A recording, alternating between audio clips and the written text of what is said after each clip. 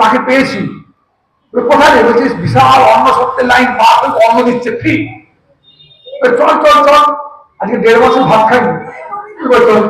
এখন কি হচ্ছে, ছেলে দিয়ে বাবা লাইন দাঁড়িয়ে পড়েছে, বাবা লাইন দাঁড়িয়ে পড়েছে, বুঝলি তো। এখন লাইন চলছে, লাইন চলছে, এগোচ্ছে এগোচ্ছে, বাবা এগোচ্ছে। যে কাছাকাছি সে মার দিকে দেখছে, বলছে তুমি? বাবুটা বলছে তুমি এখানে? অন্নপূর্ণা আছে। বলছে শোনো, কথা বলার সময় নেই, 1.5 বছর খাইনি, তাকে খেয়ে দাও, খাই আগে। 1.5 বছর খাইনি, খেয়ে দাও। এখন খুব খেয়ে বাবু কিন্তু বলে শোনো, তুমি যখন এখানে আছো ব্যবস্থা অন্নপূর্ণা হয়ে, আমি এখানে থেকে যাবো না, আমি ওর বাবা বিশ্বনাথ রূপে এখানে থেকে যাবো, আমি এখানে থেকে বিশ্বনাথ থেকে যাবো। তো মা অন্নপূর্ণা, বাবা বিশ্বনাথ, ভালো একদিকে। তো হচ্ছে কথা। এখন মহাদেব তার আরাধ্য দেবতাকে ভগবান শিবরী পঞ্চমুখে রাম নাম করেন তিনি। হ্যাঁ, এখন দেখুন ভগবানের প্রতি বাবার শ্রদ্ধা কিরকম। ভগবানকে বাবা মহাদেব কেমন ভালোবাসেন বলে, ভগবানের চাচামুন্ড আছেন, সমস্ত চাচামুন্ডে বলে শোন, ভালো ভালো যে ফুলটা দেখবি খুব সুন্দর সুগন্ধযুক্ত, সেই ফুলগুলো গোবিন্দকে দিবি। বললে তাহলে বাবা আপনার কোন ফুল দিয়ে পুজো করবো? রুল আমাকে যে ফুল না আছে, গন্ধ না আছে, রূপ ওই কি বলে, হ্যাঁ না না, ওই যে কি বলে আগন্দ ফুল, ধুদ্র ফুল, ওই ফুল দিয়ে দিমাগ দিয়ে, বুঝতো? আগন্দ ধুদ্র দিয়ে দিন না, বুঝতো? আর শোন, ভালো ভালো যে সমস্ত কাপড়গুলো আছে বড়দের পশমের, সব আমার প্রভুকে দিবি। বলে বদলে তুমি কি করবে? বলে আমি তো কাপড় টাপড় লাগানো লঙ্গই থাকি, তা এই শ্বশুর বাড়িতে যদি গেলে একটা বাগচার করবো, একটা বাগচার করে বাদ থাকে না তো। তো হচ্ছে বাবা। আর বললে কি না, হ্যাঁ, আর এই মহাদেব তিনি ভগবানের চরন্ত উৎপন্ন যে মা গঙ্গা, সেই মা গঙ্গাকে জটায় ধারণ করলেন, জটায় ধারণ করে নাম হলেন গঙ্গাধর। নাম হলো কি? গঙ্গাধর নাম হলেন। বলে শোন, ভালো দুগ্ধবতী যে গাই দেখছিস, দুগ্ধবতী গাই, ওই গায়টা গোবিন্দকে দিবি, গোবিন্দের সেবা লাগবে, দুধ থেকে পায়েস হবে। আর বললে তুমি কি নেবে? বলে 60টা তুমি চলে যাবে, ওই 60টা দিয়ে কাজ জারি নেবো। 60টা বাবা ভোলানাথ নিয়ে গাভীটাকে ভগবানকে দিয়ে দিলেন। আর বাবা ভোলানাথ শ্মশানে মশানে পড়ে থাকেন। কেন বলুন তো? শ্মশানে পড়ে থাকেন কেন? বলে মহাদেব বলছে আমি তো পঞ্চমুখে রাম নাম নাম জপ করি, কিন্তু আমাদের ইচ্ছা যে শুনবার একটু, আমি তো কীর্তন করি, শ্রবণ তো করতে পারি না, কীর্তন শ্রবণ করতে পারি না, তাই শ্মশানে মশানে পড়ে থাকেন। কেন? বলে ওই যে সমাধান করতে আসে, তারা বলে বলো হরি হরি বল, বলে ওই হরি নামটা আছে, হরি নাম শোনার জন্য বাবা ভোলানাথ শ্মশানে গিয়ে পড়ে থাকেন প্রভুর নাম শোনার জন্য।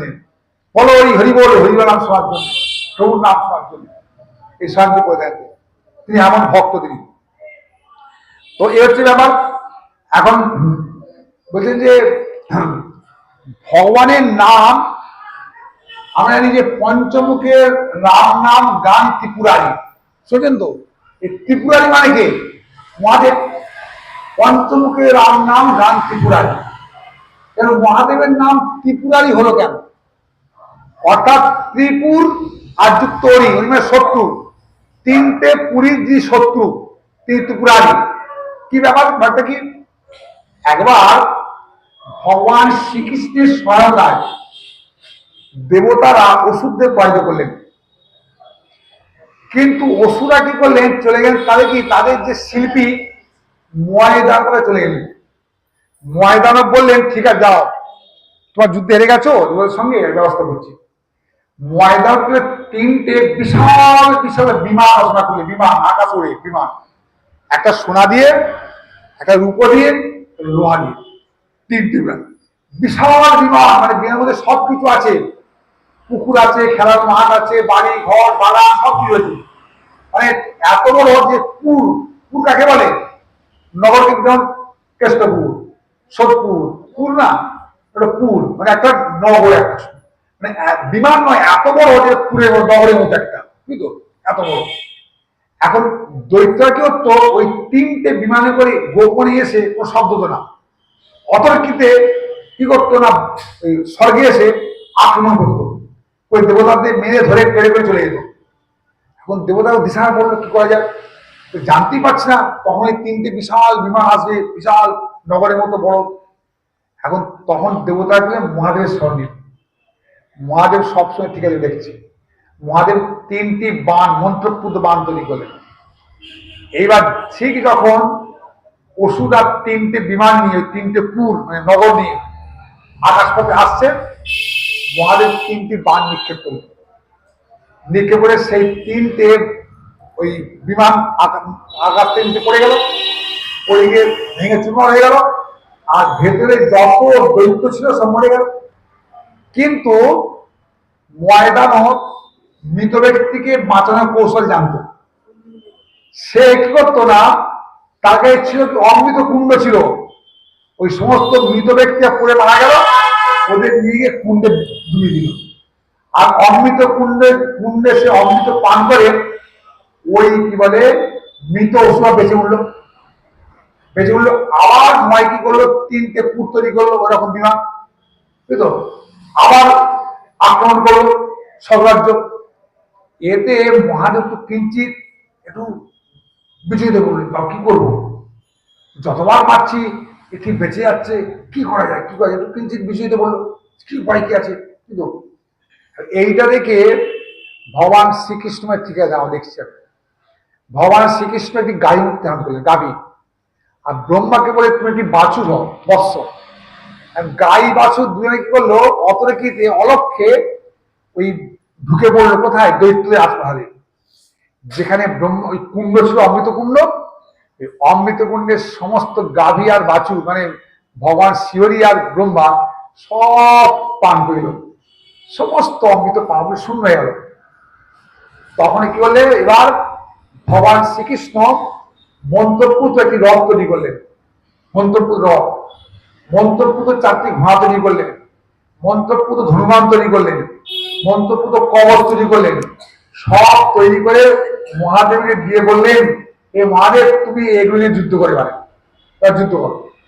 তখন সেই মন্ত্রপুত রথে চড়ে ওই মন্ত্রপুত ধনুমান নিয়ে, হ্যাঁ, সেই কি বলে মহাদেব আবার যুদ্ধ করতে এলো ওই কি বলে অসুরদের বিরুদ্ধে। এবার অসুররা কি করেছেন, ওই তিনটে পুরের মধ্যে সব ঢুকে পড়ে আসছে, সর্বদা অতিক্রম আক্রমণ করতে আসছে।